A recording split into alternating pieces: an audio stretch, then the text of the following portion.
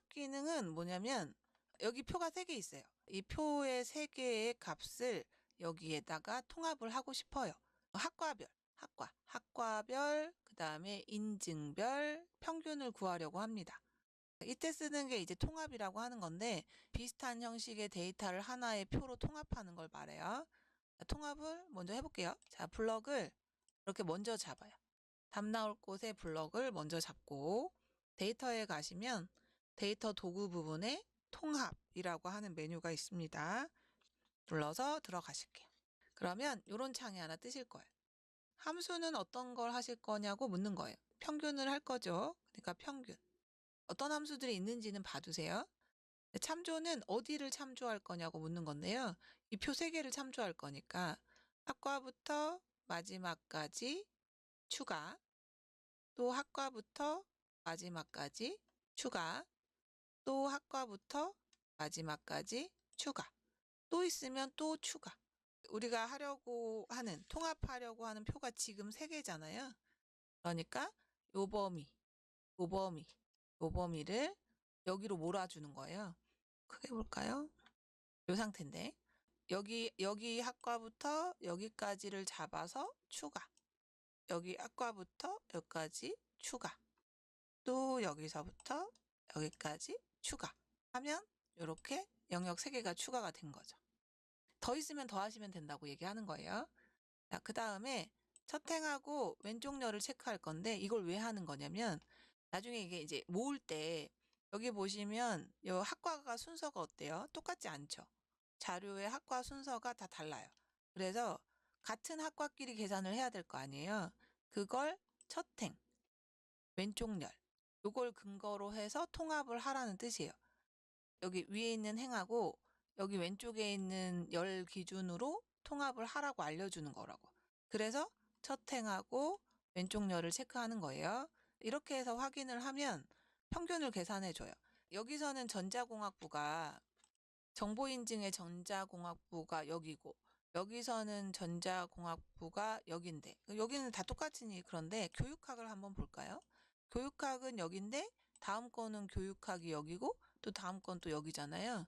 순서가 일정하지 않기 때문에 통합을 할 때 여기하고 여기를 기준으로 통합을 하겠다고 얘기를 하는 거예요. 이게 첫행, 이게 왼쪽 열이란 뜻입니다. 통합을 할 때 기준이 필요하다고 얘기하는 거예요. 다시 보여드리면 블럭을 잡고 데이터에 통합, 데이터 도구에 있어요. 자, 통합 눌러서 함수는 평균을 쓰고 참조 범위는 삭제하고 보여드릴까요? 참조에다 클릭해서 학과부터 여기까지 추가, 또 학과부터 여기까지 추가, 또 학과부터 여기까지 추가 이렇게 하겠다는 뜻이에요. 이렇게 해서 첫 행하고 왼쪽 열을 체크해야 이 범위에서 여기 첫 행하고 비교하고 이쪽 왼쪽 열하고 비교해서 같은 걸 찾아서 평균을 구하게 된다는 뜻입니다. 이렇게 해서 확인하시게 되면 지금처럼 나온다는 얘기죠. 데이터 통합은 비슷한 형태의 여러 데이터, 이런 것들이죠. 이런 데이터들을 하나의 표로 통합 요약해주는 도구로 사용할 데이터가 형태가 다르더라도 같은 이름표를 사용하면 그걸 기준으로 통합을 할 수 있다. 그런 얘기고 아까 함수 보셨죠? 그 통합에 사용할 수 있는 함수들이 있어요. 합계, 평균, 기타 등등 있고요. 통합할 여러 개의 데이터의 순서하고 위치가 동일할 경우 위치를 기준으로 통합을 할 수 있는데 그렇지 않은 경우는 아까처럼 첫행, 왼쪽 열 이런 걸 가지고 통합을 하셔야 합니다.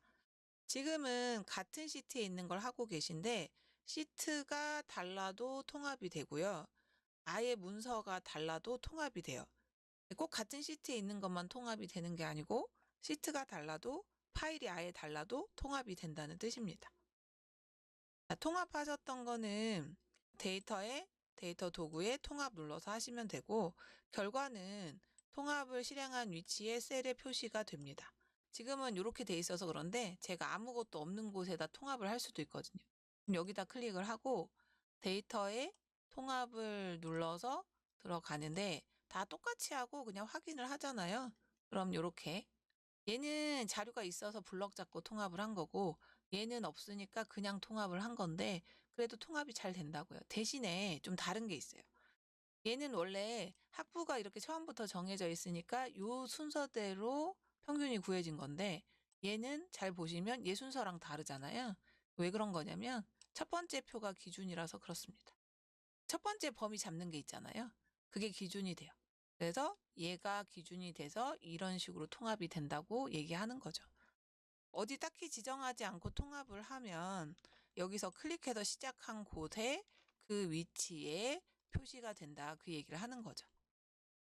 통합에 가면 아까 보셨던 요 창이 나온단 말이죠. 요 창에 대한 설명입니다.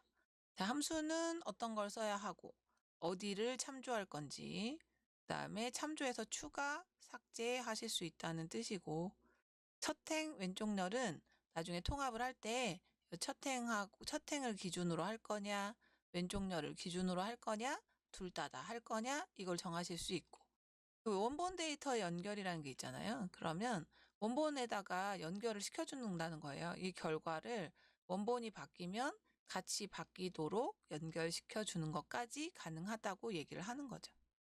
그 원본 데이터에 연결한다는 그런 말은 원본 데이터가 변경이 되면 결과도 반영이 된다. 그런 얘기고요. 통합할 데이터가 있는 워크시트와 결과가 작성될 워크시트가 서로 다른 경우에만 적용이 된다는 거는 하나 알아두셔야 돼요. 무조건 연결이 되는 게 아니고 통합될 데이터가 있는 워크시트와 결과가 작성될 워크시트가 다른 경우에만 적용이 된다고. 이게 원본이고 이게 결과인데 이렇게 같이 있으면은 안 되고 얘는 여기 있고 결과는 따로 있다거나 아니면 결과가 여기 있고 원본이 저쪽 따로 있다거나 이럴 때만 된다고 얘기하는 겁니다. 자, 매크로로 넘어오실게요. 일단 매크로가 뭔지 말씀드릴게. 복사 같은 거 많이 하시죠? 복사할 때 뭐 누르세요? 컨트롤 C 누르는데 그 컨트롤 C 눌러서 복사하는 그런 거를 매크로라고 해요. 그러니까 복사하는 기능을 컨트롤 C라고 하는 단축키에다가 넣어놓고 필요할 때마다 컨트롤 C 누르면 늘 복사가 되잖아요. 그렇게 만들어주는 거를 매크로라고 합니다. 매크로는 엑셀에서 사용되는 다양한 명령어를 일련의 순서대로 기록해 뒀다가 필요할 때마다 불러다가 쓰는 기능을 매크로라고 해요. 매크로는 VBA라고 하는 언어로 만듭니다. 우리가 이걸 직접 작성할 수도 있고 만들어 주기도 해요. 그 비주얼 베이직 에디터라고 하는 거를 들어가려면 Alt F12를 누르거나 개발 도구의 비주얼 베이직을 누르시면 되는데 한번 볼까요? 단축키 한번 눌러볼게요. Alt F11 한번 눌러보세요. 무슨 창이 하나 뜨실 겁니다. 이 창이 VBA 창이에요. 마이크로소프트 비주얼 베이직 포 어플리케이션의 약자입니다. 그래서 VBA라고 하고요. 여기에서 코딩이라는 걸 해요. 여기서 매크로를 짜는 거죠. 일단은 이게 비주얼 베이직 에디터라고 하는 VBA이고요. 여기 들어올 때 Alt F11 누르면 된다고. 그다음 또 어떻게 해도 된대요. 개발 도구에 코드에 비주얼 베이직 들어가면 된다죠. 개발 도구에 코드라고 하는 그룹에 비주얼 베이직을 누르셔도 됩니다. 같은 데라는 얘기고요. 특정 셀이나 범위를 참조할 때 절대 주소나 창제 참조를 모두 쓸 수 있다는 뜻이고, 그 개발 도구가 없으면 여기 이 말은 개발 도구라고 하는 데를 찾아가야 되는데 이 개발 도구가 없는 분들이 있어요. 그러면 파일에 옵션에 리본 사용자 지정에 가서 개발 도구에 체크를 해야 된다. 그런 얘기입니다. 만약에 이 개발 도구 없는 분들은 파일에 옵션에 리본 사용자 지정에 가시면 개발 도구라고 오른쪽에 있거든요. 그러니까 요게 체크가 돼 있어야지 나오는데 체크가 안 돼 있으면 안 나오시는 거예요. 그래서 체크해가지고 확인하세요. 그러면 개발 도구가 나오실 거다. 그 얘기고. 매크로를 하나 만들어 볼 예정인데 매크로는 크게 두 가지가 있어요.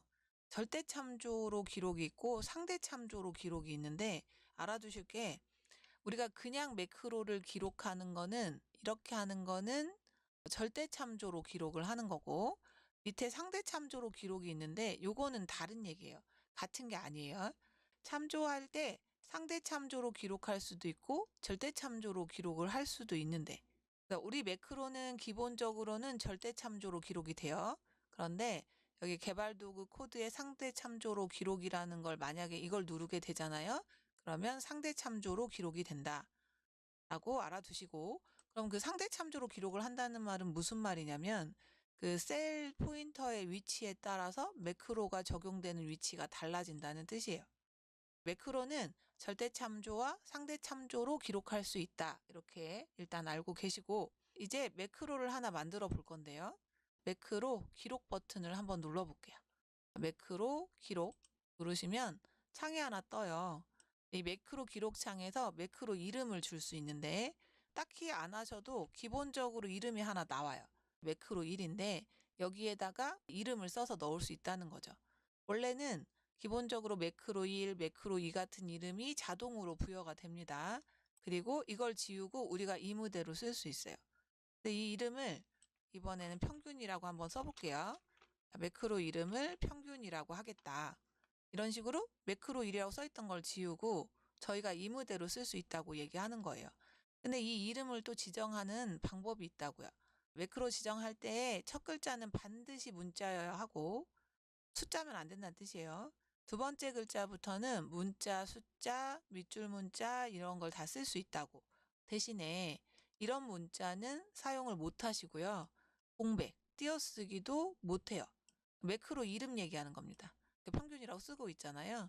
이 이름이 첫 글자는 무조건 문자여야 되고 두 번째부터는 문자, 숫자 상관없다는 얘기예요. 그리고 특수기호들이 있잖아요.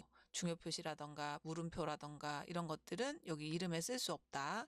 그리고 역시나 띄어쓰기 못한다 라고 알아두시고요. 매크로 만들 때 내가 평균을 하나 만들었어요. 다음에 또 매크로 만들 때 평균을 하면 안 돼요.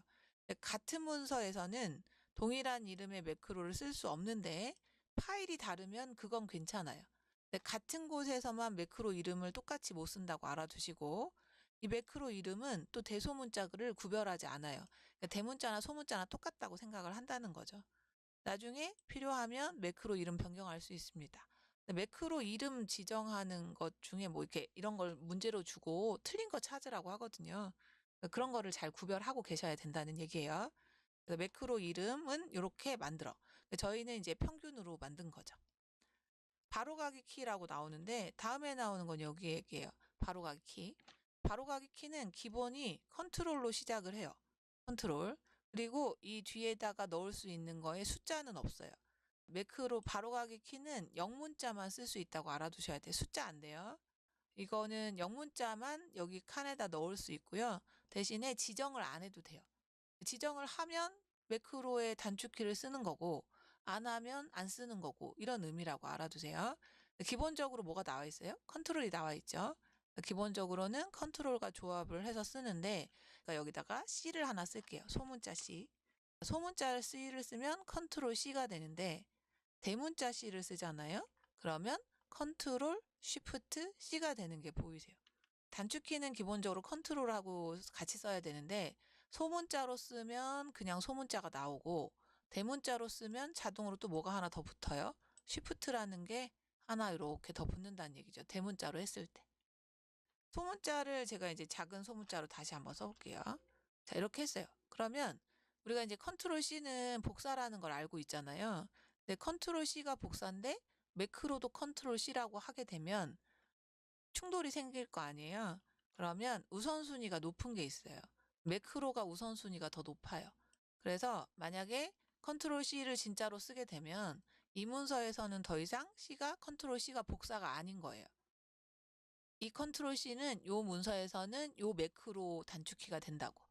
그래서 매크로에서 지정된 바로가기 키가 엑셀에서 쓰는 바로가기 키보다 우선순위가 더 높다라고 알아두십니다.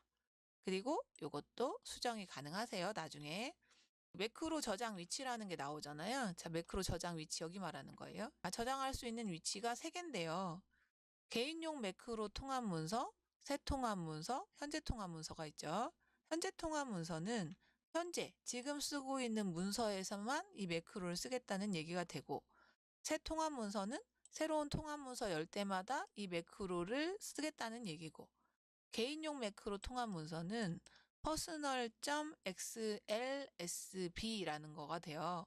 그래서 얘는 이 문서에 저장된 매크로가 모든 통합 문서에서 다 실행이 될 수 있게 해주는 거예요. 지금 내가 만드는 매크로를 이 문서에서만 쓰는 게 아니고 전부 다 모든 엑셀 문서에서 쓰겠다 이런 뜻이 되는 거죠.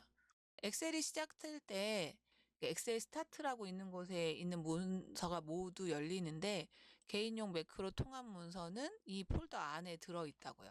그래서 이거 만들 때 개인용 매크로 통합 문서로 해버리면 이 만드는 매크로가 엑셀이 열릴 때마다 다 열리기 때문에 모든 문서에서 쓰는 거가 된다. 그런 얘기입니다.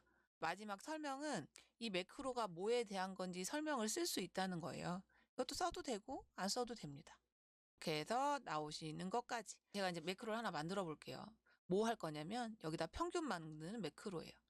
처음에 자 여기다가 매크로를 하나 만든다고 치고 개발 도구에 매크로 기록을 누르면 매크로 이름을 써야 되는데 아까 매크로 이름을 만드는 규칙 알려드렸으니까 규칙에 맞게 이름 주고 단축키는 써도 되고 안 써도 되고 그 다음에 현재 통합 문서에서만 만들겠다 하고 설명은 안 쓸게요.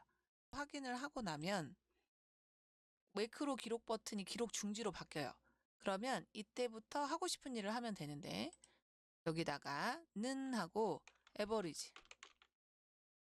에버리지 하고 요 12개의 평균을 구하라고 할 거예요.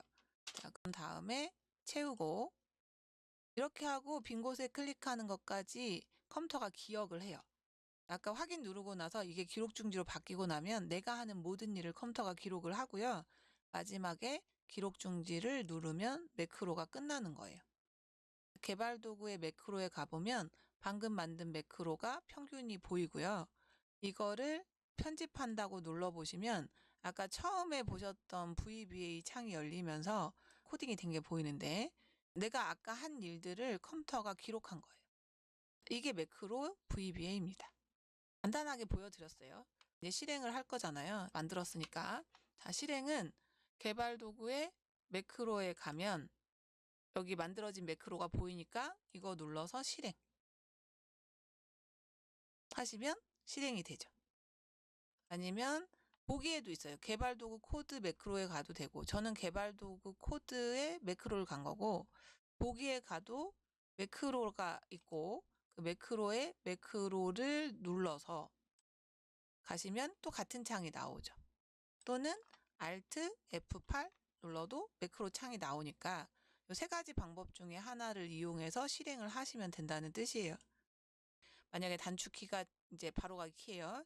이거 눌러서 바로 실행할 수도 있고 직접 하기도 하는데 이런 것도 있어요. 뭐 도형이나 이런 데다 연결도 할 수 있는데 예를 들어서 도형을 하나 그리고 아무거나 할게요.